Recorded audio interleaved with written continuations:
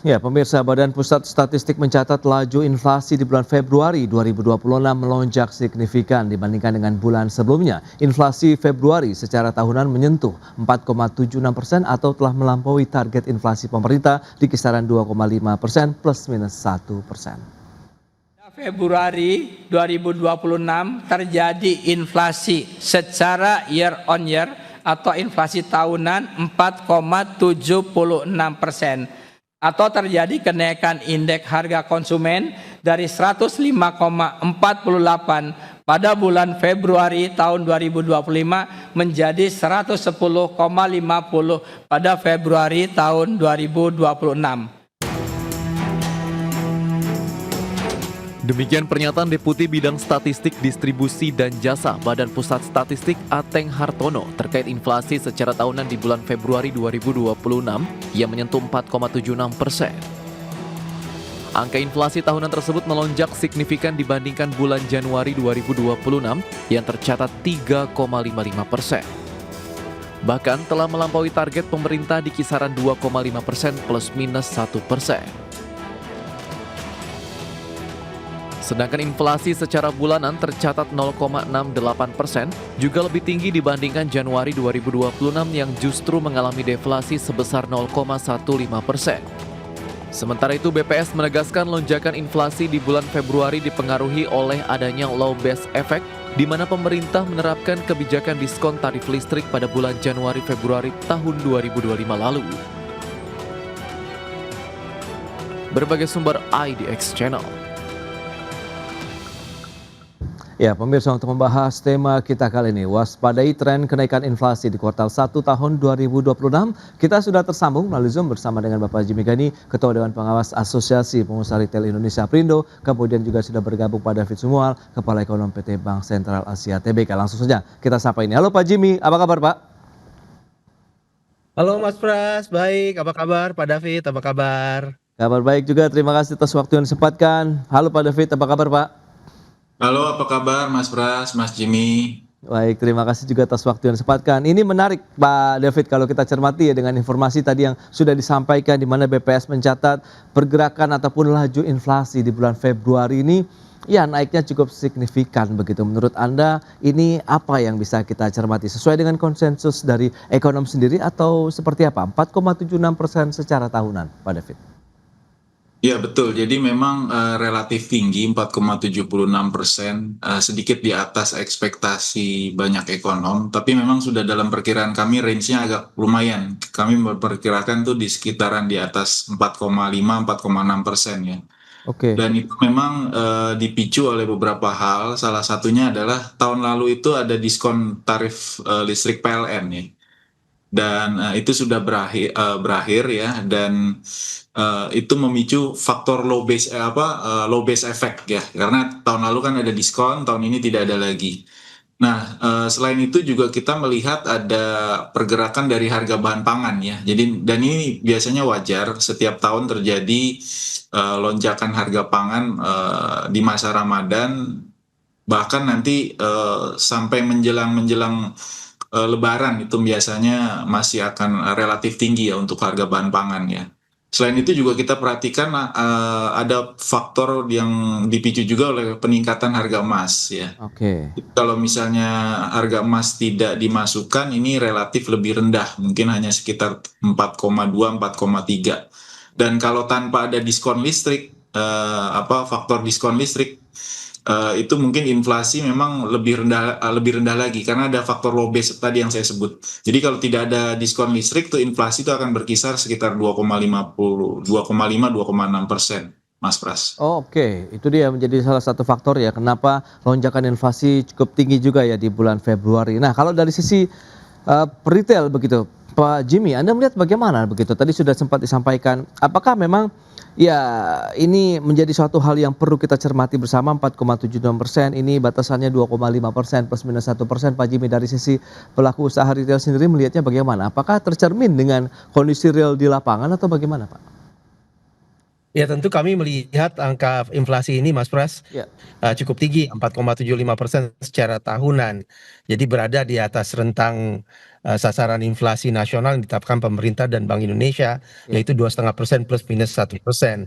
Dari perspektif retail, kenaikan ini menunjukkan adanya tekanan harga terutama pada kelompok pangan dan komoditas tertentu.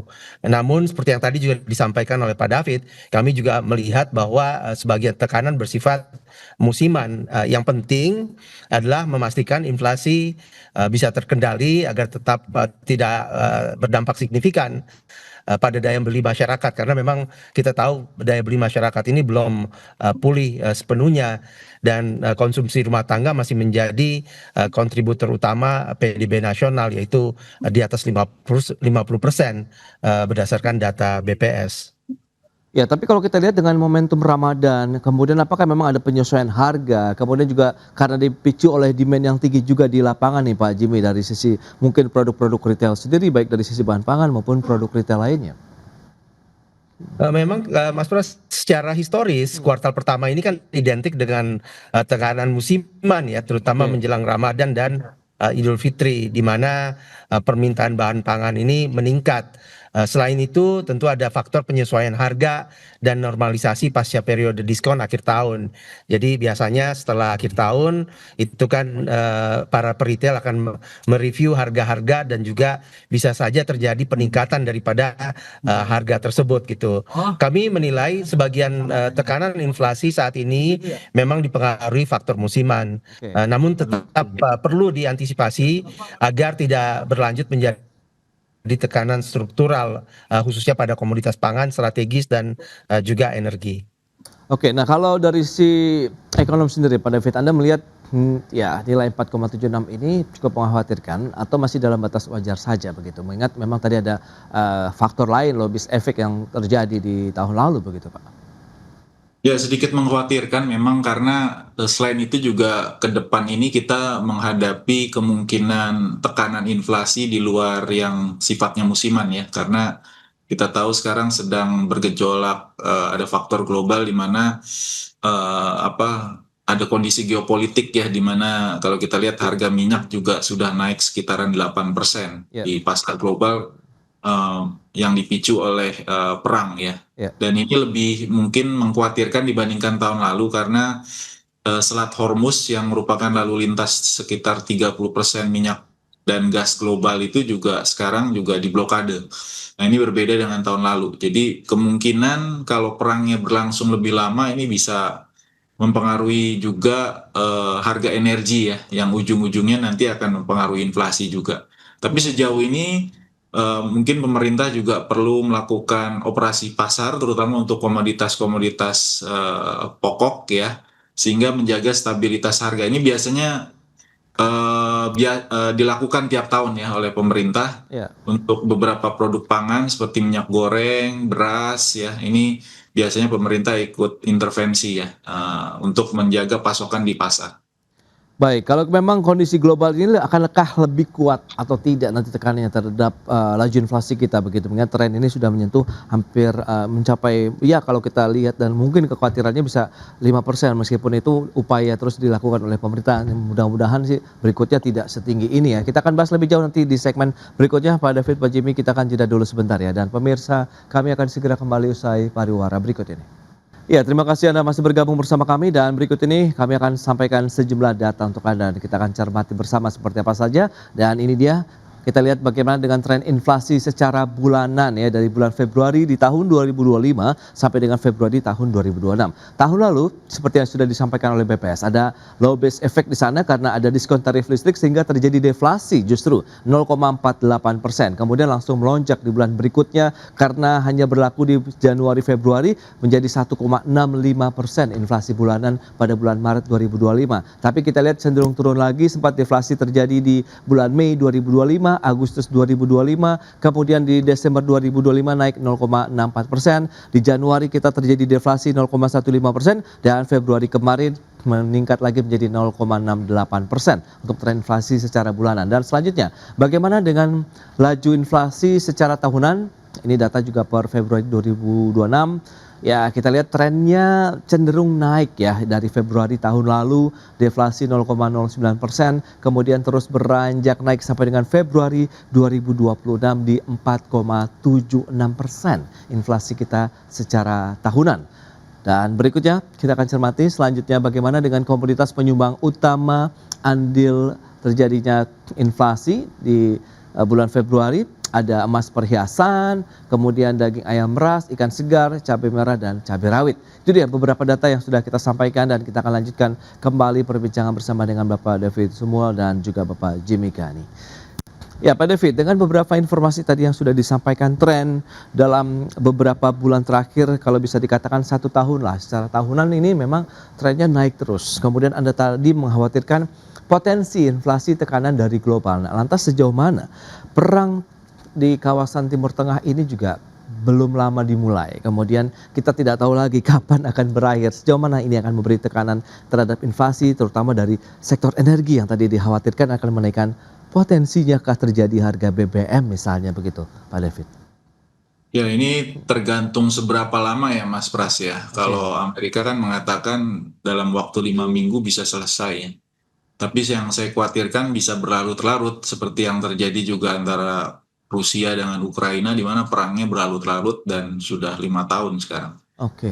Dan ini lebih berbahaya karena ini jalur minyak ya, jalur minyak global di mana sekitar 30% dari saya sampaikan minyak global itu lewat Selat Hormuz. Jadi ini yang kita khawatir bisa mendisrupsi rantai pasok ya, rantai pasok minyak. Dan ini Tiongkok ini merupakan salah satu importir terbesar juga untuk energi minyak ini dari Iran ya. Oke. Dan ini tuh bisa mengganggu juga perekonomian Tiongkok ya. Nah, di sisi lain saya melihat selain harga energi juga biasanya barang-barang substitusi energi yang lain ini juga bisa meningkat harganya ya, terutama batu bara, dan ujung-ujungnya juga ini akan berpengaruh ke harga komoditas-komoditas yang lain ya. Kalau kita lihat korelasinya itu cukup kuat ya antara harga minyak, karena ini merupakan input ya, input untuk berbagai produk dalam aktivitas ekonomi kan kita butuh energi. Nah, ini biasanya akan mempengaruhi harga-harga semua komoditas. Nah, yang paling dikhawatirkan sebenarnya impact-nya ke anggaran negara ya. Ini yang harus diperhatikan juga selama harga BBM ini masih bisa dipertahankan ya, terutama harga BBM bersubsidi seperti Pertalite, ya kemungkinan efeknya masih bisa dijaga ya, masih terhadap inflasi ini efeknya masih terbatas. Tapi kalau misalnya memang lonjakannya sustain cukup lama, misalnya di atas, sekarang kan sudah naik sekitar 7-8% ya. Nah, kalau misalnya sustain di atas $80, ini kemungkinan bisa saja terjadi penyesuaian harga BBM yang tentunya akan berdampak ke harga-harga barang yang lain, Mas Pras. Itu dia ya salah satu kekhawatiran lainnya begitu. Nah, kalau dari sisi pelaku usaha, Aprindo sendiri melihat bagaimana secara kondisi saat ini memang oke lah ada tekanan dari global begitu, inflasi sudah terjadi 4,76% secara tahunan. Kalau Anda melihat ini seperti apa kalau misalnya kita bandingkan dengan bulan-bulan sebelumnya, justru inflasi yang terjadi ada sinyal tingkat konsumsi atau daya beli membaikkah, atau memang karena dipicu ada kenaikan harga dari beberapa komoditas yang tadi sudah disampaikan juga oleh Pak David, pangan, kemudian dari produk-produk retail lainnya begitu Pak Jimmy? Ya, halo Pak Jimmy. Ya, Mas Pras. Ya. Terima kasih. Jadi kenaikan inflasi bulanan tidak otomatis mencerminkan perbaikan daya beli. Inflasi bisa terjadi karena tadi kenaikan permintaan, tapi juga bisa disebabkan oleh gangguan pasokan atau kenaikan biaya distribusi. Nah, dari sisi retail kami melihat konsumsi menjelang Ramadan memang selalu bergerak, tapi belum bisa disimpulkan bahwa daya beli membaik secara signifikan.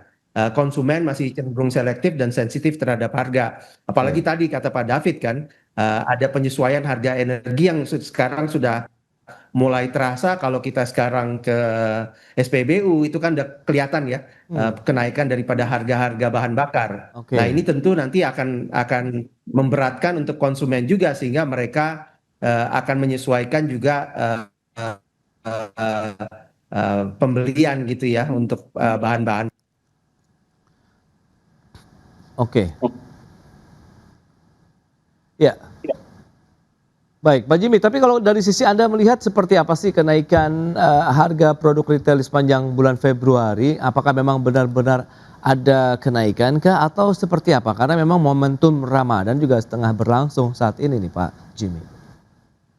Iya, sepanjang bulan Februari memang terdapat dinamika harga pada sejumlah komoditas yang bergerak menyesuaikan kondisi pasokan, distribusi serta faktor musiman awal tahun. Oke. Pergerakan tersebut bersifat fluktuatif dan tidak terjadi secara seragam di seluruh kategori produk.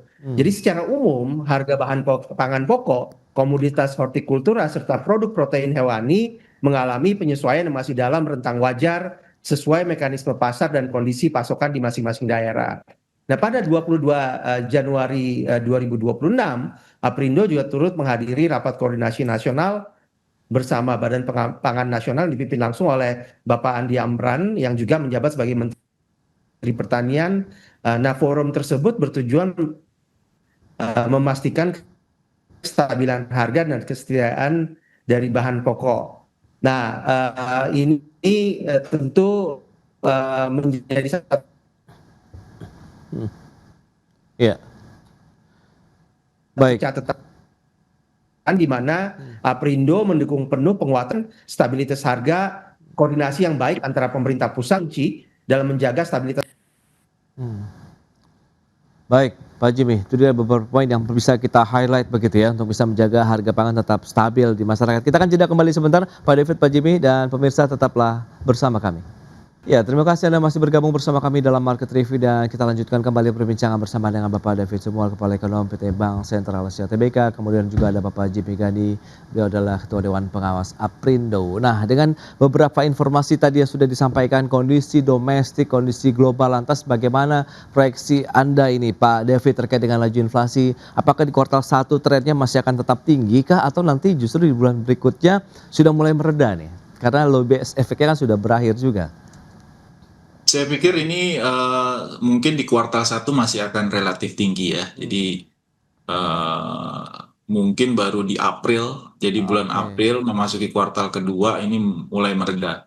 Saya pikir saya masih cukup optimis ya untuk target inflasi tahun ini, Mas Pras masih bisa di kisaran 2,5% plus minus 1, tapi mungkin mengarahnya lebih ke arah bias ke atas ya, ke arah 3,5%. Karena faktor-faktor yang tidak kita duga sebelumnya, terutama yang paling saya khawatirkan memang efek dari perang di Timur Tengah ya. Jadi mungkin saja ini bias atasnya pun ini harus dengan extra effort mungkin ya. Kalau bisa di sekitaran 3,5 sampai 4% ini sudah cukup baik untuk inflasi tahun ini. Oke. Jadi PR dari pemerintah ya tentu harus menjaga pasokan terutama di lapangan ya.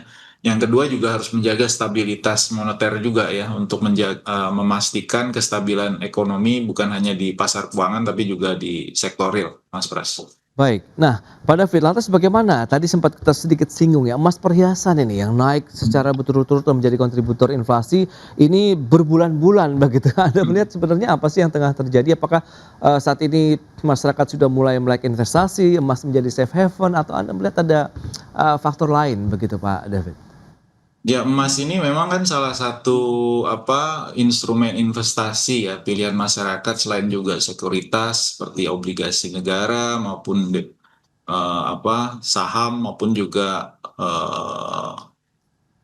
reksadana dan seterusnya ya. Oke. Dan saya pikir ini faktor emas ini bukan karena permintaannya meningkat dari sisi retail sebenarnya Mas Pras ya, tapi karena faktor geopolitik ya. Jadi faktor geopolitik menyebabkan banyak negara lebih suka untuk menaruh dananya itu di safe haven, termasuk juga bank sentral. Jadi bank-bank sentral global ini sebenarnya yang melakukan pembelian masif terhadap emas ya. Jadi kalau kita lihat ini sudah terjadi sejak perang Rusia dan Ukraina ini pecah ya 3 tahun lalu. Jadi ini masih berlangsung sampai sekarang. Apalagi dengan kekhawatiran efek dari kondisi geopolitik di Timur Tengah ini masih akan mendorong harga emas cukup tinggi. Nah, mungkin ke depan untuk melihat inflasi secara real, mungkin lebih baik memang kita melihatnya inflasi yang sudah dikeluarkan faktor kenaikan harga emasnya. Memang sudah ada namanya core inflation. Core inflation atau inflasi inti itu kan sudah mengeluarkan imbas dari kenaikan harga energi dan pangan ya. Oke. Merupakan harga-harga yang relatif volatile. Tapi kalau mau mencerminkan kondisi real sebenarnya juga mungkin faktor emas ini juga perlu kita keluarkan ya untuk memperkuat analisis kita terhadap kondisi harga-harga secara umum di lapangan. Mas Pras. Oke, berarti core inflation begitu yang bisa dijadikan salah satu patokan juga ya Pak David ya. Baik, kembali lagi ke Pak Jimmy. Nah, lantas bagaimana kalau dengan kondisi saat ini?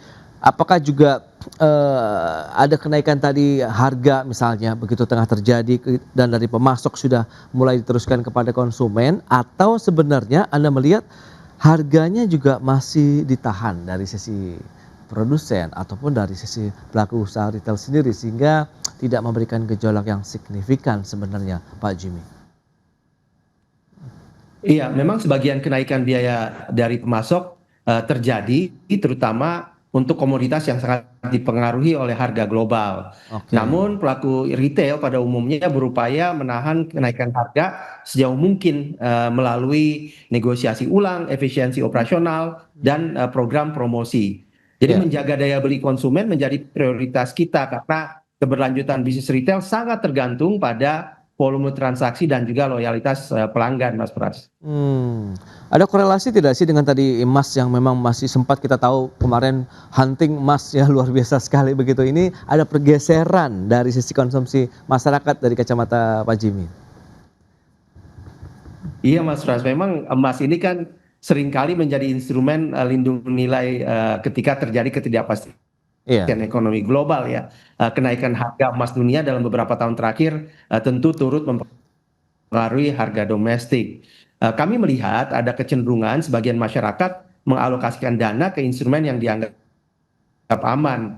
Namun untuk konsumsi retail sehari-hari, pola belanja masyarakat tetap fokus pada kebutuhan pokok dan juga barang esensial. Jadi mereka memang melakukan belanja yang lebih selektif, yang lebih bijak gitu ya, Oke. sehingga mungkin ada sisa untuk dilakukan. Mereka kemudian investasi di instrumen seperti emas gitu. Dari sisi pemerintah sendiri Anda melihat bagaimana upaya pemerintah untuk bisa menjaga tadi harga tetap stabil Pak Jimmy di tingkat retail? Apakah memang sudah dilakukan sejauh ini begitu sehingga paling tidak menurut Aprindo ya sebenarnya sudah terkendali begitu dari sisi harga saat ini? Silakan Pak Jimmy. Koordinasi antara kebijakan moneter dan fiskal sangat penting ya. Jadi Bank Indonesia berperan menjaga stabilitas nilai tukar dan likuiditas, sementara pemerintah melalui tim pengendalian inflasi pusat dan daerah atau TPIP dan TPID berfokus pada kelancaran pasokan dan distribusi. Dari perspektif retail, kelancaran distribusi dan ketersediaan stok menjadi faktor krusial. Kami mendukung penguatan infrastruktur logistik, operasi pasar, serta pengawasan rantai pasok agar harga tetap stabil di tingkat konsumen. Jadi memang ini penting ya untuk melakukan koordinasi antar stakeholder atau pemangku kepentingan agar kita bisa menjaga supaya inflasinya itu terkendali dan pasokan dan distribusi itu juga tidak terganggu. Oke, nah lantas Gitu, Mas Ras. Pak David, lantas apa yang bisa Anda rekomendasikan lah kalau misalnya untuk jangka pendek, menengah panjang begitu upaya-upaya untuk menjaga inflasi kita tetap terkendali sambil menahan gempuran dari tekanan global yang Anda justru khawatirkan sepertinya Pak David. Ya, dalam jangka pendek tentu pemerintah ya, kalau memang ada produk-produk pangan yang perlu diimpor, yang pasokannya di dalam negeri kurang, ya memang harus dilakukan impor. Ya misalnya daging itu biasanya kan juga short supply ya, kalau misalnya dalam kondisi-kondisi Ramadan itu. Dan juga mungkin perlu pemetaan juga ya, mana daerah-daerah yang surplus dan mana daerah-daerah yang defisit. Kadang ini masalah ketersediaan data aja antar daerah ya. Jadi saya pikir perlu koordinasi antar daerah, perlu pemetaan data untuk berbagai produk, mana yang short supply, mana yang kelebihan, sehingga secara nasional inflasi masih bisa dikendalikan. Jangka panjang tentu ya yang sifatnya struktural ya, bagaimana menjaga pasokan. Kita punya program-program pemerintah yang cukup masif, terutama MBG ini juga bisa mendorong kenaikan harga pangan juga ya. Jadi memang harus diimbangi oleh Oke. pasokannya. Ya, ini ada rencana-rencana pemerintah untuk menambah pasokan, misalnya untuk ayam misalnya, ya ini juga diharapkan bisa mengendalikan inflasi ke depannya, Mas Pras. Nah, itu dia yang paling utama, menjaga pasokannya ya yang tetap tersedia di masyarakat sehingga tidak memicu juga kenaikan harga jual begitu, sehingga dikhawatirkan akan memicu kembali terjadi inflasi untuk bulan-bulan berikutnya. Pak David, kemudian juga Pak Jimmy, terima kasih banyak atas informasi, update dan juga insight yang sudah diberikan kepada pemirsa pada hari ini. Selamat melanjutkan aktivitas Anda kembali. Salam sehat, sampai berjumpa kembali. Terima kasih Pak David, terima kasih Pak Jimmy. Ya, terima kasih Mas Pras, terima kasih Mas Jimmy. Ya, pemirsa, produk tekstil Indonesia termasuk dalam komoditas yang akan dikenakan tarif masuk sebesar 0% dalam pelaksanaan perjanjian Agreement on Reciprocal Trade, di mana pemerintah pun berharap penerapan bea masuk 0% tersebut akan mendorong pertumbuhan industri tekstil nasional dan berdampak positif bagi 4 juta pekerja di sektor ini. Khusus untuk produk tekstil dan aparel Indonesia, Amerika juga akan memberikan tarif 0% dengan mekanisme tarif rate kuota atau TRQ. Dan tentunya ini memberikan manfaat bagi 4 juta pekerja di sektor ini, dan kalau kita hitung dengan keluarga ini sangat berpengaruh terhadap 20 juta masyarakat Indonesia. Demikian pernyataan Menteri Koordinator Bidang Perekonomian Airlangga Hartarto yang menyebut produk tekstil Indonesia akan dikenakan tarif masuk 0% ke Amerika Serikat dalam pelaksanaan perjanjian Agreement on Reciprocal Trade. Menurutnya, akses pasar Amerika Serikat menjadi peluang besar bagi industri produk tekstil Indonesia, mengingat skala pasar negeri Paman Sam itu jauh lebih besar dibandingkan Indonesia. Pemerintah juga memastikan pengenaan tarif 0% yang telah ditetapkan dalam perjanjian ART akan tetap berlaku meski terjadi dinamika dalam kebijakan tarif di pemerintahan Presiden Amerika Serikat Donald Trump yang saat ini memberlakukan tarif resiprokal dasar sebesar 15% dari semula 19%. Adapun kebijakan ini nantinya baru berlaku secara efektif dalam 90 hari atau 3 bulan ke depan setelah proses ratifikasi dan konsultasi dengan parlemen di tiap negara selesai dan diresmikan. Dari Washington, Amerika Serikat, Tim Liputan IDX Channel. Ya, pemirsa, industri tekstil siap tancap gas usai bebas tarif masuk ke Amerika Serikat, dan langsung saja kita akan berbincang bersama dengan Ibu Anne Patricia Sutanto. Beliau adalah Ketua Umum Asosiasi Garmen dan Tekstil Indonesia (GTI). Kemudian sudah bergabung juga ada Mas Ahmad Heri Firdaus, peneliti Pusat Industri Perdagangan dan Investasi Indef. Langsung saja kita sapa ini. Halo, Bu Anne, apa kabar? Apa kabar, Pak? Kabar baik. Salam hormat untuk semuanya. Terima kasih atas waktu yang disempatkan Bu Ana. Kemudian ada Mas Heri. Apa kabar Mas Heri? Baik Mas Pras, makasih. Ya, terima kasih juga atas waktu yang disempatkan. Sebelum membahas lebih jauh, kita langsung ke Ibu Ana terlebih dahulu nih. Tadi sudah disampaikan begitu 0% nih nanti produk-produk tekstil Indonesia begitu ya masuk ke Amerika Serikat. Bagaimana AGTI memandang terkait dengan tadi Agreement of Reciprocal Trade antara Indonesia Amerika yang sudah ditandatangani begitu. Silakan. Ya, terima kasih Mas. Jadi pada saat tahun lalu ya, kita melihatnya dari tahun lalu, of course perjalanan reciprocal tarif ini, waktu Liberation Day, memang salah satunya yang pasti terpukul adalah industri garment dan tekstil. Dan ini it's a global ya, because reciprocal tarif dari US itu adalah executive order untuk seluruh dunia terhadap trade deficit yang US menganggap ada terhadap seluruh negara. Nah, untuk Indonesia sendiri pada saat itu kami memberikan masukan melalui Apindo bahwa untuk labor intensive industry yang penting adalah tarif kita masuk ke US untuk reciprocal tarifnya, termasuk MFN-nya, itu tidak lebih tinggi daripada negara-negara yang sesama produsen labor intensif. Jadi ini memang menyangkut bukan hanya aparel dan tekstil, tapi juga yang lain seperti misalnya footwear, alas kaki, juga furnitures. Karena ini bukan hanya soal labor intensif, banyak usaha-usaha kami di member-member Apindo dan AGTI yang sifatnya juga nggak semuanya industri besar, tapi juga ada yang menengah dan juga ada yang kecil sebagai supply chain-nya.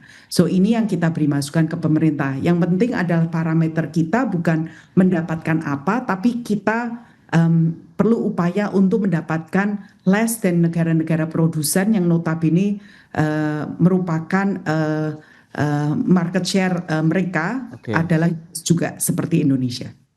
Baik, nah dari sisi INDEF sendiri bagaimana Anda melihat perjanjian tarif resiprokal yang antara pemerintah Amerika Serikat kemudian dengan Presiden Donald Trump yang sudah ditandatangani, meskipun kita tahu berikutnya dinamika berlanjut ya dengan adanya putusan dari Mahkamah Agung di Amerika Serikat sendiri dan pemerintah sudah menetapkan dan menyatakan ya kita ambil yang 15% begitu nih Mas Heri.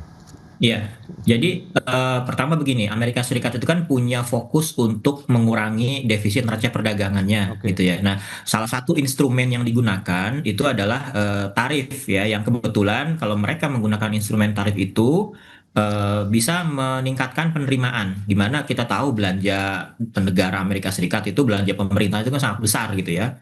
Nah, maka dari itu salah satu instrumennya tadi tarif. Nah, terus terang ini pilihan sulit buat pemerintah Indonesia. Ya, ini pilihan sulit karena yang dihadapinya ini negara dengan kekuatan ekonomi nomor satu di dunia, sehingga bargaining positionnya itu ya kita sulit seperti itu. Nah, dengan kita memilih untuk melakukan diplomasi, negosiasi itu satu langkah baik menurut saya, satu langkah yang memang apa ya bisa menguntungkan buat ekonomi Indonesia gitu ya dibanding kalau kita memilih jalur untuk tidak melakukan negosiasi atau kita justru ingin memilih retaliasi. Nah, itu dampaknya mungkin akan lebih buruk.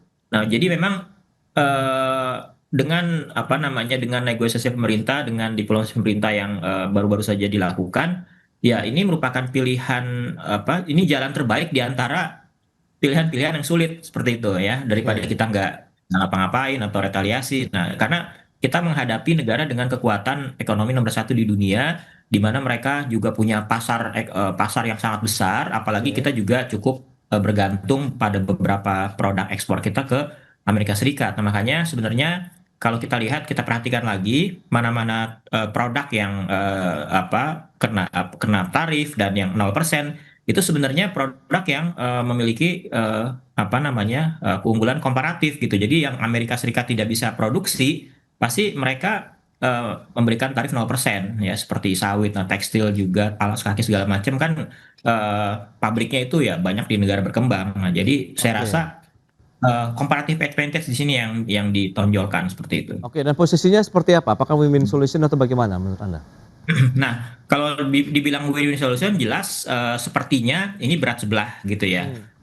Karena apa? Karena pertama Indonesia masih kena tarif 19% untuk sekian banyak produk seperti itu. Kemudian yang kedua, Amerika Serikat itu full akses masuk ke pasar Indonesia gitu. Mereka apa namanya kita berikan keringanan, tidak ada tarif ataupun non tarif untuk masuk ke Indonesia. Nah, tapi kita harus lihat dulu produk-produk apa yang full akses masuk ke sini. Tentu kita akan pilih produk-produk yang memang tidak bisa kita produksi secara kompetitif ya, seperti misalnya gandum, kedelai itu kan kita mau bagaimanapun juga ya tidak bisa kompetitif untuk memproduksi itu. Akhirnya kita memilih untuk import seperti itu. Jadi memang kita harus melihat apa yang sebenarnya kalau kita import dari Amerika Serikat itu produktif buat ekonomi Indonesia seperti itu, dan kita mengekspor produk-produk yang memang Indonesia lebih memiliki keunggulan secara komparatif seperti itu. Nah, ini kan adalah saling melengkapi ya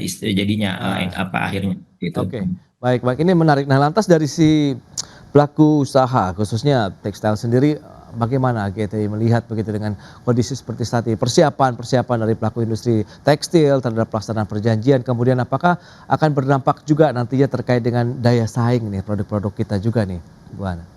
Ya, jadi melanjutkan apa yang tadi juga disampaikan oleh Mas Heri ya.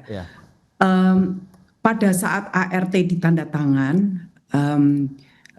memang salah satunya adalah request dari US kita membeli US cotton. Ya, dan mungkin Bapak Ibu semua juga udah melihat ART-nya juga kita ada juga mau membeli man-made fiber. Dalam hal ini adalah shredded worn clothes, bukan worn clothes ya, bukan pakaian bekas tapi shredded. Kenapa? Karena waktu perundingan tahun lalu tadi yang juga seperti yang disampaikan Mas Heri, US itu melihatnya terhadap trade defisitnya. Sedangkan Indonesia juga melihat bagaimana kita kan raw cotton kita hampir 100% itu toh import. Bagaimana kita bisa men-switch dari negara-negara yang kita nggak terlalu punya trade deficit atau malah trade-nya itu surplus ya negara itu terhadap negara kita, itu kita switch ke US. Supaya yang tadi disampaikan walaupun ekspor kita ke US secara GDP Indonesia hanya 2%, tapi 2%-nya unfortunately akan mempengaruhi labor intensive industry atau manufacturing. Nah, itu yang kita minta ke pemerintah bagaimana kalau dari swasta men-switch buy-nya kita ke US, of course B2B-nya juga harus jalan. Dan kedua adalah for the non-cotton one, kita request apa yang US sekarang ada issues yang kita bisa bantu solusi. So the idea is seperti yang tadi Mas Heri sampaikan, the dialogue has to be there to win the diplomacy ekonomi between Indonesia dengan US, to win the market share yang at this moment memang hanya 2% GDP, tapi andai kata kita bisa masuk 0% untuk textile garment dan nantinya footwear dan furniture, harapan kita GDP kita atau market share kita di US meningkat. Karena tiba landed duty paid nyampe ke US, kita akan jauh lebih kompetitif dibanding negara lain. Di Apindo maupun AGTI sendiri juga sudah menyampaikan pemerintah, andai kata worst case-nya adalah buntu karena kedaulatan kita kan tetap penting. Yang penting adalah daya saing kita di dalam domestik Indonesia juga sih Mas. Jadi issues daya saing ini bukan hanya with regards to import duty terhadap negara lain, tapi ada hubungannya dengan cost of doing business and ease of doing business di Indonesia. Nah itu saya melihat intention dari pemerintah Indonesia dari 2 tahun ini sampai dengan tahun ini, they are willing to discuss this very holistic.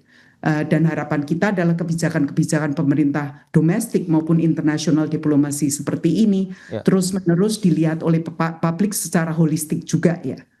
Oke, sejauh lantas kita akan cermati seperti apa potensi ekspornya. Tapi tahan dulu jawabannya Bu Ana. Kita akan jeda dulu sebentar ya Mas Heri. Kita akan kembali nanti di segmen berikutnya. Dan pemirsa tetaplah bersama kami.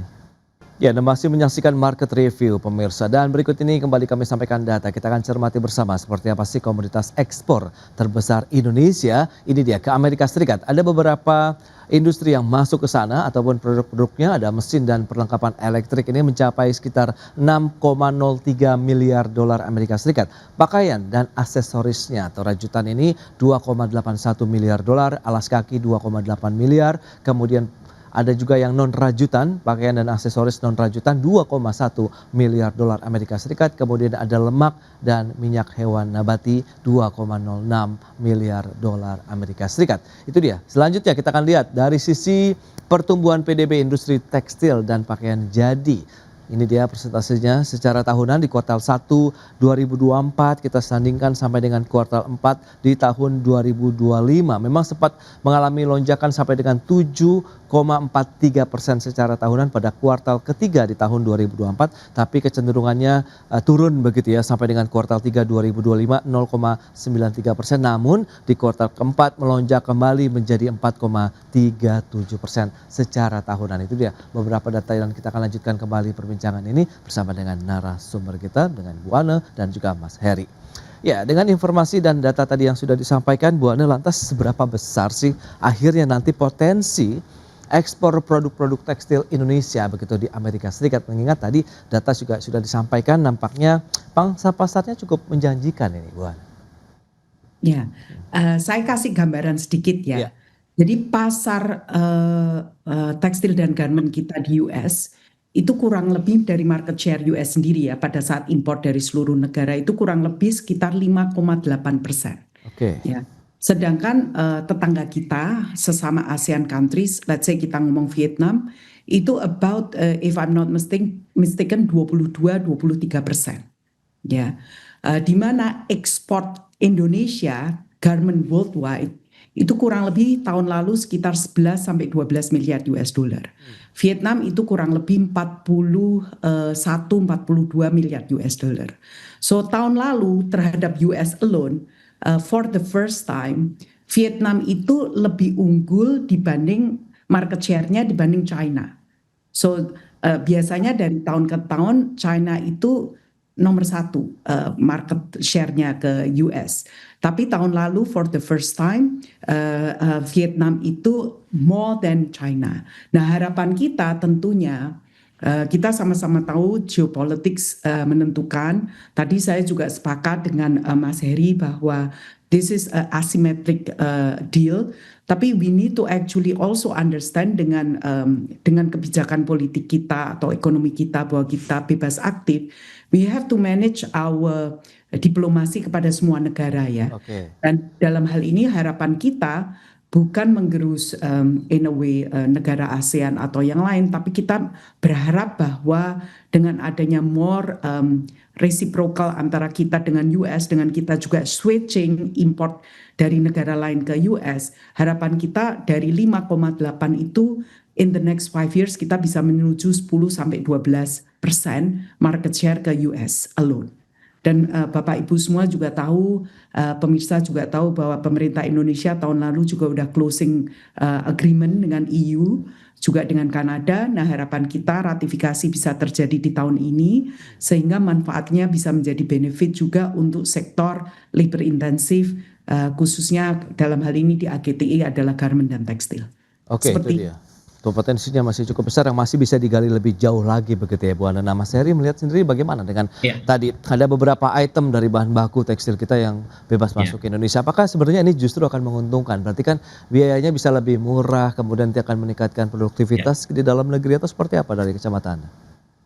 Ya, jadi kalau kita mengimpor bahan baku yang memang kita perlukan, artinya bahan baku yang produktif lah buat industri kita itu sangat bagus gitu ya. Artinya itu akan bisa meningkatkan productivity dari sisi bahan bakunya. Tapi untuk membuat suatu produk, contohnya TPT ini kan tidak hanya bahan baku, tapi ada faktor pendukung yang lainnya, seperti listrik gitu ya, kemudian infrastruktur di dalam negeri, biaya logistik, kemudian juga untuk biaya tenaga kerja. Nah, jadi semua faktor itu turut mendukung daya saing produk dari tekstil dan produk tekstil itu sendiri. Seperti itu. Nah, jadi selain kita udah dapat bahan baku yang katakanlah bisa kompetitif, tadi masuknya 0%, kita juga harus membenahi tadi tuh faktor-faktor pendukung yang lainnya gitu ya. Seperti kita lihat harga atau tarif listrik Indonesia dengan negara-negara kompetitor yang lainnya itu seperti apa sih? Apakah kita sudah lebih murah atau lebih mahal gitu kan? Kemudian juga kalau pakai gas ya, gasnya kita berapa gitu ya? Biaya logistik gimana? Nah, itu semua kan turut mempengaruhi harga output dari suatu produk. Nah, jadi selain pemerintah juga melakukan negosiasi, nah harus juga membantu industri untuk tadi membenahi hal-hal yang memang menjadi faktor utama bahkan ya dalam sebuah industri gitu ya. Apalagi tekstil ini kan padat akan listrik ya, padat energi lah gitu ya, penggunaan energinya, kemudian juga padat karya. Nah, ini bagaimana gitu kan, faktor-faktor yang itu juga harus dibenahi supaya kita nggak kalah dengan produk Vietnam atau yang lainnya ketika sampai ke pasar tujuan yaitu Amerika Serikat seperti itu. Karena kita juga bersaing ya kan dengan negara-negara berkembang yang lainnya dalam mengekspor TPT ke Amerika Serikat seperti itu. Oke lah, misalnya dalam perjalanannya kemudian tadi bahan baku kita bisa mendapatkan biaya yang murah. Kemudian bagaimana setelah produktivitas ada di Indonesia? Ini lebih pada melihat dengan pasar domestik atau lebih ke ekspor, Mas Heri melihat? Ingat kan tantangan daya beli masyarakat nih ya masih menjadi concern bersama juga begitu. Ya, kalau saya rasa produk TPT kita ini sangat unggul ya untuk diekspor seperti itu. Jadi punya segmentasi pasar yang berbeda gitu. Untuk market ekspor kita punya gitu ya. Untuk domestic market kita punya juga. Jadi segmentasinya beda seperti itu. Nah, tantangannya ya, untuk mengelola pasar dalam negeri ini adalah import ya, khususnya import dari China. Apalagi kalau ada yang ilegal. Nah, ini yang berbahaya gitu. Jadi kalau kita ingin mengelola pasar domestik, bagaimana supaya kita bisa menumbuhkan market share di dalam negeri, ya pertama diberesin dulu tuh yang ilegal-ilegalnya, atau yang mereka masuk ya, mereka import dengan ketentuan yang tidak sebagaimana mestinya gitu ya. Jadi level playing field-nya nggak ketemu. Nah, ini kan yang merugikan gitu ya industri nasional kita seperti itu. Jadi memang harus dibenahi hal seperti itu juga. Baik, nah Bu Ana bagaimana Anda menyikapi peluang ekspor terbuka? Tapi pada saat oke lah kita bisa mendatangkan tadi bahan baku dari luar negeri dengan harga yang kompetitif, tapi di dalam negeri sendiri kita masih berjibaku nih dengan barang-barang impor tadi. Anda melihatnya seperti apa? Strategi apa yang mungkin sudah disiapkan begitu Bu Ana? Ya, jadi saya sepakat sekali apa yang disampaikan Mas Heri tadi, Mas. Jadi memang AGTI berulang membahas kepada pemerintah bahwa same level of playing field itu bukan hanya kita terhadap negara lain pada saat kita ekspor, tapi di negara kita sendiri the same level of playing field perlu terjadi. Karena kepatuhan tidak hanya untuk mereka-mereka yang intinya memproduksi di Indonesia, tapi kepatuhan juga perlu ada terhadap barang yang masuk ke sini. Kami tidak anti import ya, tapi kami anti everything that is illegal. Kenapa? Everything that is illegal tentunya tidak akan membayar apa yang menjadi kewajiban mereka terhadap negara ini. Jadi negara ini bukan hanya rugi secara market, tapi juga secara APBN, karena tidak ada penerimaan APBN dari domestic consumption yang seharusnya dimasukkan ke dalam pot APBN. Jadi itu yang kita minta kepada pemerintah bahwa pisau itu jangan hanya tajam ke dalam, tapi harus sama-sama tajam. Ya, karena dengan begitu kan seluruh pengusaha baik UMKM, small, medium, sama big enterprises willing to put more investment dari PMDN atau PMA yang sudah lama loyal terhadap negara ini, itu mereka semua akan willing to invest more and more, dan dengan kata lain lapangan kerja akan tercipta dengan sendirinya. Nah, so again ya, saya camkan kepada semua pemirsa ya, anti import is not what we would like to say. Kalau kita anti import, gimana kita mau ekspor, ya kan? Tapi illegality is something that we have to fight together. Karena itu benar-benar membatasi lapangan kerja, benar-benar juga membuat negara kita bukan jadi negara yang berkembang secara maju, secara proper, tapi kita jadi mengkeret. Gitu.